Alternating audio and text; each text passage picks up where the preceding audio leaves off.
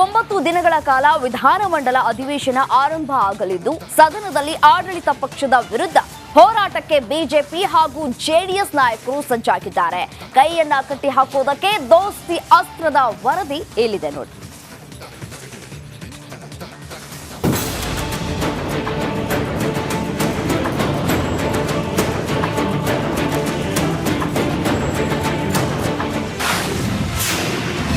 ಇಂದಿನಿಂದ ವಿಧಾನಮಂಡಲ ಅಧಿವೇಶನ. ಕಾಂಗ್ರೆಸ್ ಕಟ್ಟಿ ಹಾಕಲು ದೋಸ್ತಿಗಳ ಸಜ್ಜು. ಲೋಕಸಭೆ ಚುನಾವಣೆಯ ಬಳಿಕ ಆಡಳಿತ ಹಾಗೂ ಪ್ರತಿಪಕ್ಷಗಳ ನಡುವಿನ ಮಾತಿನ ಸಮರಕ್ಕೆ ವಿಧಾನಮಂಡಲ ಅಧಿವೇಶನ ವೇದಿಕೆಯಾಗಲಿದೆ. ವಿಪಕ್ಷಗಳ ಬತ್ತಳಿಕೆಯಲ್ಲಿ ಹಲವು ಅಸ್ತ್ರಗಳಿದ್ದು ಸದನದಲ್ಲಿ ಹೋರಾಟ ರೂಪಿಸಲು ತಂತ್ರಗಾರಿಕೆ ನಡೆಸಿದೆ. ಈಗಾಗಲೇ ಬಿಜೆಪಿ ಮತ್ತು ಜೆಡಿಎಸ್ ಸಮನ್ವಯ ಸಭೆ ನಡೆಸಿ ಸದನದಲ್ಲಿ ಯಾವ ಅಂಶಗಳನ್ನು ಪ್ರಸ್ತಾಪಿಸಿ ಹೋರಾಟ ರೂಪಿಸಬೇಕು ಅಂತ ಚರ್ಚೆ ನಡೆಸಿವೆ. ಕರ್ನಾಟಕದ ವಿಧಾನಸೌಧ ರಾಜ್ಯ, ರಾಷ್ಟ್ರ, ಅಂತಾರಾಷ್ಟ್ರೀಯ ಮಟ್ಟದಲ್ಲಿ ಅದರ ಒಂದು ವಿಶೇಷವಾದ ಗೌರವ ಇದೆ. ವಿಧಾನಸೌಧ ಹೊರಗೆ ನಮಗೆ ಎಷ್ಟು ಚೆನ್ನಾಗಿ ಕಾಣ್ತೇವ, ಅದರ ಒಳಗಡೆ ಕೂಡ ಒಳಾಂಗಣ ಕೂಡ ಅಷ್ಟೇ ಚೆನ್ನಾಗಿರ್ಬೇಕಂತೇಳಿ ನಮ್ಮೆಲ್ಲ ದೊಡ್ಡ ಕನಸು. ಅದಕ್ಕಾಗಿ ಬಹುಶಃ ಇವತ್ತು ಕೆಲವೊಂದು ಬದಲಾವಣೆಗಳು ಭಾಳಷ್ಟು ಆಗಬೇಕು. ಈಗ ಮೊದಲ ಹಂತದ ಒಂದು ಬದಲಾವಣೆ ಮಾಡಲಿಕ್ಕೆ ನಾವು ಪ್ರಯತ್ನ ಮಾಡಿದ್ದೇವೆ.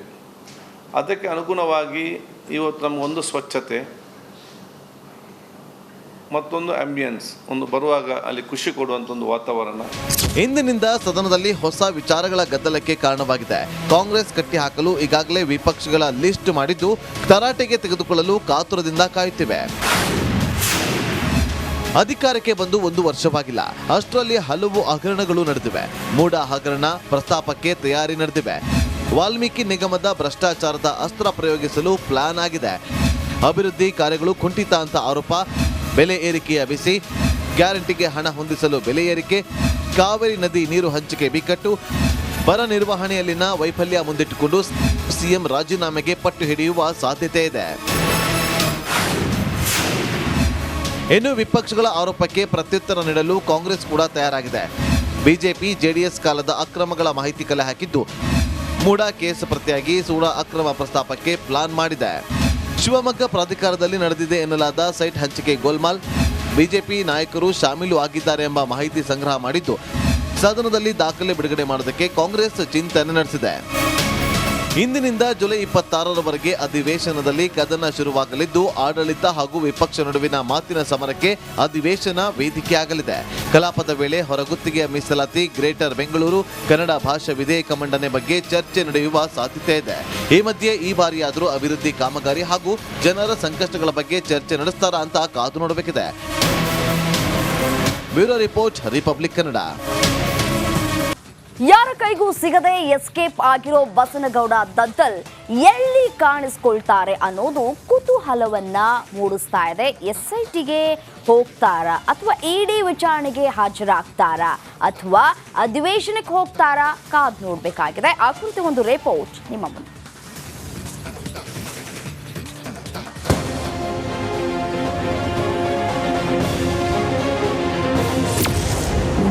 ಇಡಿ ಭೀತಿಗಿಂದ ಎಂಎಲ್ಎ ದದ್ದಲ್ ಎಸ್ಕೇಪ್.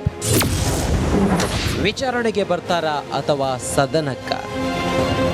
ವಾಲ್ಮೀಕಿ ಹಗರಣದ ಸುಳಿಯಲ್ಲಿ ಸಿಲುಕಿರುವ ಶಾಸಕ ಬಸನಗೌಡ ದದ್ದಲ್ 2 ದಿನಗಳಿಂದ ಎಸ್ಕೇಪ್ ಆಗಿದ್ದಾರೆ. ತೀವ್ರ ಹುಡುಕಾಟದ ಜೊತೆಗೆ ಶಾಸಕನಿಗೆ ಇಡಿ ನೋಟಿಸ್ ಕೂಡ ನೀಡಿದೆ. 2 ದಿನದಿಂದ ನಾಪತ್ತೆಯಾಗಿರೋ ದದ್ದಲ್ ಇವತ್ತಾದ್ರೂ ಕಾಣಿಸಿಕೊಳ್ತಾರಾ ಅನ್ನೋ ಚರ್ಚೆ ಇದೆ. ಬಂಧನ ಭೀತಿಯಿಂದ ದದ್ದಲ್ ಎಸ್ಕೇಪ್ ಆಗಿದ್ದಾರೆ ಅನ್ನೋ ಮಾತು ಕೇಳಿ ಬಂದಿದ್ದು ಇವತ್ತು ಎಲ್ಲರ ಮುಂದೆ ಕಾಣಿಸಿಕೊಳ್ತಾರೆ ಅಂತ ಹೇಳಲಾಗ್ತಿದೆ. ಆದ್ರೆ ಬಂದ್ರೆ ಎಲ್ಲಿಗೆ ಹೋಗ್ತಾರೆ? ಎಸ್ಐಟಿ ಮುಂದೆ ಹಾಜರಾಗ್ತಾರಾ ಅಥವಾ ಇಡಿ ವಿಚಾರಣೆಗೆ ಬರ್ತಾರಾ? ಎಲ್ದಿದ್ರೆ ಅಧಿವೇಶನದಲ್ಲಿ ಭಾಗಿಯಾಗಲು ವಿಧಾನಸೌಧಕ್ಕೆ ಬರ್ತಾರಾ ಅನ್ನೋ ಚರ್ಚೆ ಇದೆ.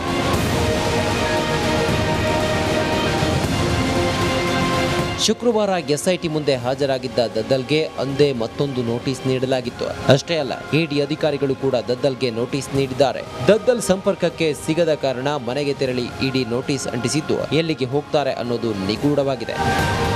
ಅಧಿವೇಶನಕ್ಕೆ ಹೋದ್ರೂ ವಿಪಕ್ಷಗಳ ಬಾಯಿಗೆ ಆಹಾರವಾಗುವ ಆತಂಕ ದದ್ದಲ್ಗಿದೆ. ಇಡಿ ವಿಚಾರಣೆಗೆ ಹೋದ್ರೆ ಬಂಧನ ಆಗುವ ಭೀತಿ ಇದೆ. ಹೀಗಾಗಿ ಎಸ್ಐಟಿ ಮುಂದೆ ಹಾಜರಾಗೋದೇ ಬೆಸ್ಟ್ ಎಂಬ ಲೆಕ್ಕಾಚಾರದಲ್ಲಿ ದದ್ದಲ್ ಇದ್ದಾರೆಂಬ ಮಾತು ಕೇಳಿ ಬರ್ತಿದೆ. ಒಂದ್ ವೇಳೆ ನಾಳೆ ಶಾಸಕ ಕಾಣಿಸಿಕೊಂಡ್ರೆ ಎಲ್ಲಿ ದರ್ಶನ ಕೊಡ್ತಾರೆ ಅನ್ನೋದು ನಿಗೂಢವಾಗಿದೆ.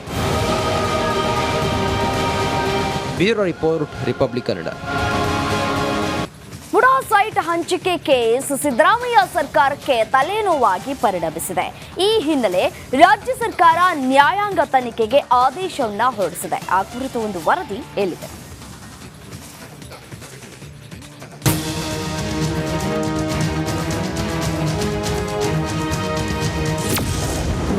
ಕಾಂಗ್ರೆಸ್ಗೆ ಕಂಟಕವಾದ ಮೂಡಾ ಹಗರಣ.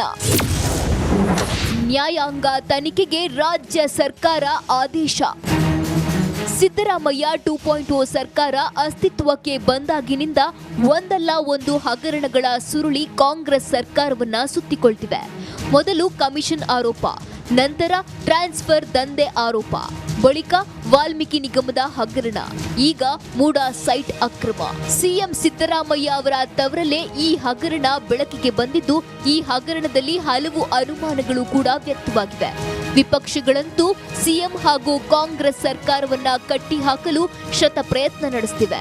ಇದರಿಂದ ತಪ್ಪಿಸಿಕೊಳ್ಳಲು ಸರ್ಕಾರ ಈಗ ಈ ಹಗರಣವನ್ನ ನ್ಯಾಯಾಂಗ ತನಿಖೆಗೆ ನೀಡಿ ಆದೇಶಿಸಿದೆ.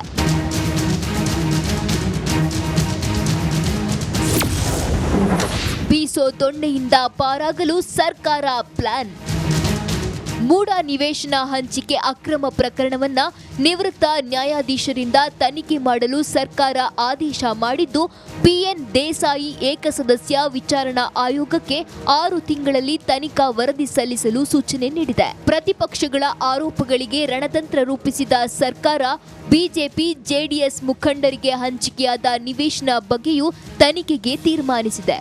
ಅಲ್ಲದೆ ತನಿಖೆಯ ವ್ಯಾಪ್ತಿ, ನಿಯಮ, ಷರತ್ತುಗಳ ಬಗ್ಗೆ ಶೀಘ್ರವೇ ಪ್ರತ್ಯೇಕ ಪ್ರಕಟಣೆ ಹೊರಡಿಸಲಿದೆ ಸರ್ಕಾರ. ಒಟ್ನಲ್ಲಿ ಸಿದ್ದರಾಮಯ್ಯ ಸರ್ಕಾರ ಬೀಸೋ ದೊಣ್ಣೆಯಿಂದ ಪಾರಾಗಲು ಪ್ಲಾನ್ ಮಾಡಿದೆ.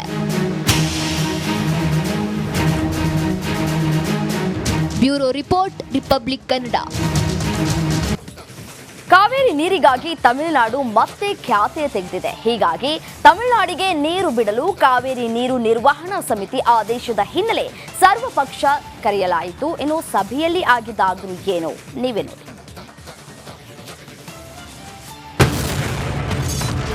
ಕಾವೇರಿ ನೀರಿಗಾಗಿ ಮತ್ತೆ ತಮಿಳುನಾಡು ಖ್ಯಾತೆ.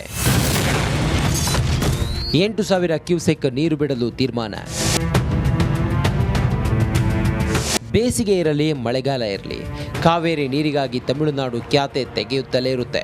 ಹೀಗಾಗಿ ಮುಂದಿನ ಹೆಜ್ಜೆಯ ಬಗ್ಗೆ ಚರ್ಚೆ ನಡೆಸುವ ನಿಟ್ಟಿನಲ್ಲಿ ಸಿಎಂ ಸಿದ್ದರಾಮಯ್ಯ ಸರ್ವ ಪಕ್ಷಗಳ ಸಭೆ ಕರೆದಿದ್ರು. ಸಭೆಯಲ್ಲಿ ಡಿಸಿಎಂ ಡಿಕೆಶಿ, ಕೃಷ್ಣ ಬೈರೇಗೌಡ, ವಿಪಕ್ಷ ನಾಯಕ ಆರ್ ಅಶೋಕ್, ಸದಾನಂದಗೌಡ ಸೇರಿದಂತೆ ಹಲವು ಪ್ರಮುಖರು ಭಾಗಿಯಾಗಿದ್ರು.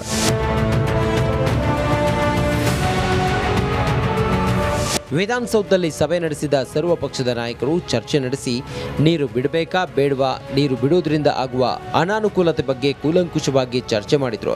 ಇದೇ ವೇಳೆ ವಿಪಕ್ಷಗಳ ಸಲಹೆಗಳನ್ನು ತೆಗೆದುಕೊಂಡ ಸಿಎಂ ಸಿದ್ದರಾಮಯ್ಯ ಕೊನೆಗೆ 8,000 ಕ್ಯೂಸೆಕ್ ನೀರು ಬಿಡುವುದಾಗಿ ನಿರ್ಧರಿಸಿದ್ದಾರೆ. ಜೂನ್ ಹಾಗೂ ಜುಲೈ ತಿಂಗಳು ಒಟ್ಟು 40.43 ಟಿಎಂಸಿ ನೀರು ಬಿಟ್ಟಿದ್ದೇವೆ. ಎಲ್ಲ ಪಕ್ಷದ ನಾಯಕರ ಅಭಿಪ್ರಾಯ ಸಂಗ್ರಹಿಸಿದ್ದೇವೆ. ಕಾವೇರಿ ನೀರು ನಿರ್ವಹಣಾ ಸಮಿತಿಯಲ್ಲಿ ಮೇಲ್ಮನವಿ ಹಾಕ್ತೇವೆ. ಪ್ರತಿದಿನ 8,000 ಕ್ಯೂಸೆಕ್ ನೀರು ಬಿಡಲು ತೀರ್ಮಾನಿಸಿದ್ದೇವೆ ಎಂದು ಸಿಎಂ ಹೇಳಿದ್ದಾರೆ. ಕಾತರ್ಕಿಯವರು ಹೇಳಿದ್ದು ನಾವು ನೀರನ್ನು ಬಿಡೋಕ್ಕೆ ಆಗೋದಿಲ್ಲ ಅಂತ ಹೇಳೋಕ್ಕಾಗಲ್ಲ. ಯಾಕಂತಂದರೆ ನಾವು ಅಪೀಲ್ ಆಗ್ತಾ ಇರೋದ್ರಿಂದ ಕೋರ್ಟ್ನವರು ನೀವು ನೀರೇ ಬಿಡಲ್ಲ, ರೆಗ್ಯುಲೇಟರಿ ಕಮಿಟಿಯವರ ಆರ್ಡರ್ಸ್ನೇ ಗೌರವಿಸೋಲ್ಲ ಅಂತ ಅಭಿಪ್ರಾಯ ಬರಬಾರ್ದು ಅನ್ನೋ ಕಾರಣಕ್ಕೋಸ್ಕರ ನಾವು 1 TMC ನೀರು ಬಿಡೋಕ್ಕಾಗದೇ ಇದ್ರೂ ಕೂಡ 8,000 ಕ್ಯೂಸೆಕ್ಸ್ ನೀರನ್ನು ಬಿಡಬೇಕು. ಪ್ರತಿದಿನ 8,000 ಕ್ಯೂಸೆಕ್ ಬಿಡಬೇಕು. ಬರಗಾಲದಿಂದ ಈಗಷ್ಟೇ ಚೇತರಿಸಿಕೊಳ್ತಿದ್ದೇವೆ. ಇಂಥ ಸಮಯದಲ್ಲಿ CWMA ಆದೇಶ ಆಘಾತ ತಂದಿದೆ. ಇಂಥ ಹೊತ್ತಲ್ಲೂ ನೀರು ಬಿಡುವುದು ಸರಿಯಲ್ಲ. ಮೇಲ್ಮನವಿ ಹಾಕಲು ಹೇಳಿದ್ದೇವೆ. ಸುಪ್ರೀಂ ಕೋರ್ಟ್ ವರೆಗೂ ಹೋಗೋಣ ಅಂತ ಸಲಹೆ ಕೊಟ್ಟಿದ್ದೇವೆ ಎಂದು ಆರ್ ಅಶೋಕ್ ಹೇಳಿದ್ದಾರೆ. ಕರ್ನಾಟಕದ ನೆಲ ಜಲ ಪ್ರಶ್ನೆ ಬಂದಾಗ ನಾವು ರಾಜಕೀಯ ಮಾಡೋ ಪ್ರಶ್ನೆನೇ ಇಲ್ಲ. ಎಲ್ಲರೂ ಕೂಡ ನಾವು ಬೆಂಬಲ ಮಾಡ್ತಾ ಇದ್ದೀರಿ. ಸರ್ಕಾರನೂ ಕೂಡ ವಾದವನ್ನು ಸರಿಯಾಗಿ ಮನ್ನಣೆ ಮಾಡಲಿ. ಈಗ ಏನು ಅವರು ಲೀಗಲ್ ತಜ್ಞರು ಏನು ಕೊಟ್ಟಿದ್ದಾರೆ, 7,000 8,000 ಕ್ಯೂಸೆಕ್ಸ್ ನೀರು ಬಿಡಬೇಕು ಅಂತೇಳಿ, ಅದಕ್ಕೆ ನಾವೆಲ್ಲರೂ ಒಪ್ಪಿದ್ದೀರಿ. ಮತ್ತು ಕಡಿಮೆ ಆದ ತಕ್ಷಣ ಕಡಿಮೆ ಮಾಡಬೇಕು ಅನ್ನೋದಕ್ಕೂ ಸರ್ಕಾರ ಬದ್ಧತೆ ಇರಬೇಕು ಅನ್ನೋದು ನಮ್ಮ ನಿಲುವು. ಏನು ಕಾವೇರಿ ನದಿ ನೀರಿನ ವಿಷಯದಲ್ಲಿ ರಾಜಕೀಯ ಮಾಡಲು ನಾವು ಬಯಸೋದಿಲ್ಲ.